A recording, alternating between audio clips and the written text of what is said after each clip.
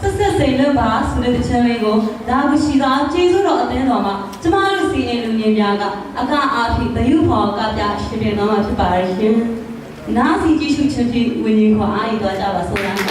။